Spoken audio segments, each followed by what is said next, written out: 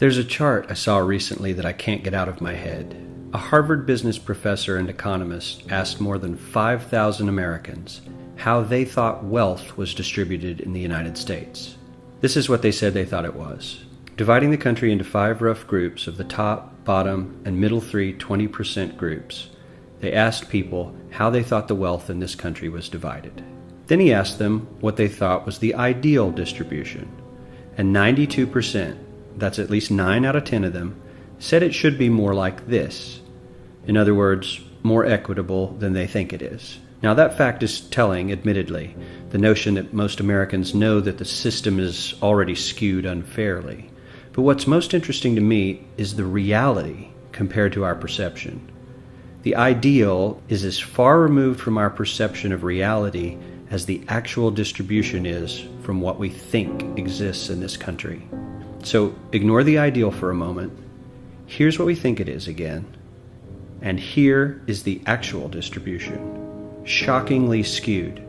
Not only do the bottom 20% and the next 20%, the bottom 40% of Americans barely have any of the wealth. I mean, it's hard to even see them on the chart.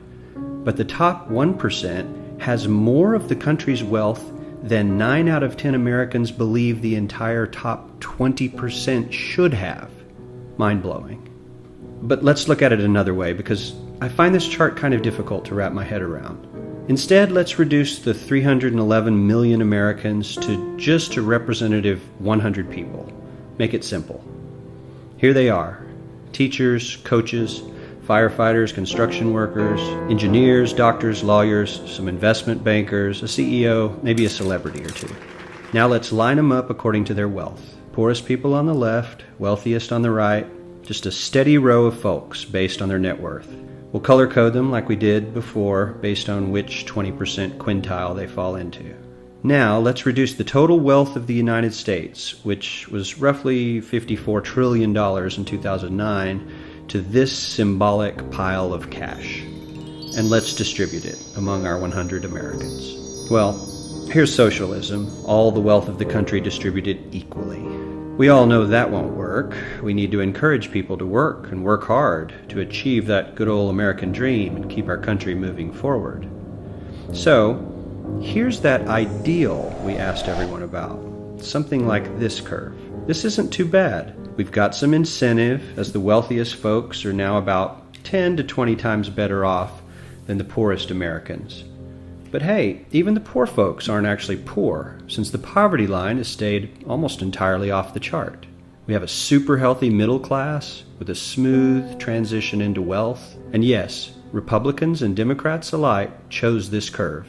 9 out of 10 people, 92%, said this was a nice, ideal distribution of America's wealth. But let's move on. This is what people think America's wealth distribution actually looks like. Not as equitable, clearly, but for me, even this still looks pretty great. Yes, the poorest 20 to 30% are starting to suffer quite a lot compared to the ideal, and the middle class is certainly struggling more than they were, while the rich and wealthy are making roughly 100 times that of the poorest Americans, and about 10 times that of the still healthy middle class. Sadly, this isn't even close to the reality. Here is the actual distribution of wealth in America. The poorest Americans don't even register. They're down to pocket change, and the middle class is barely distinguishable from the poor. In fact, even the rich between the top 10 and 20 percentile are worse off. Only the top 10% are better off. And how much better off?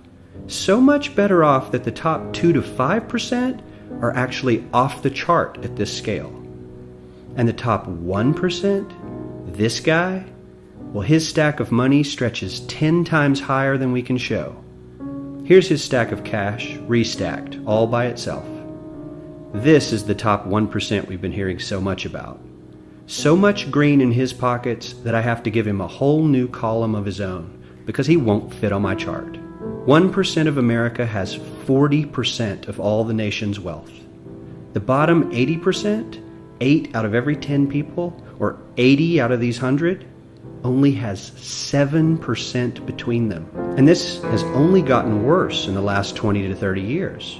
While the richest 1% take home almost a quarter of the national income today, in 1976 they took home only 9%, meaning their share of income has nearly tripled in the last 30 years. The top 1% own half the country's stocks, bonds, and mutual funds.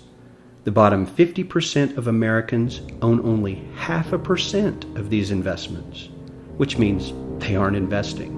They're just scraping by. I'm sure many of these wealthy people have worked very hard for their money, but do you really believe that the CEO is working 380 times harder than his average employee? Not his lowest paid employee, not the janitor, but the average earner in his company. The average worker needs to work more than a month to earn what the CEO makes in 1 hour. We certainly don't have to go all the way to socialism to find something that is fair for hardworking Americans. We don't even have to achieve what most of us consider might be ideal. All we need to do is wake up and realize that the reality in this country is not at all what we think it is.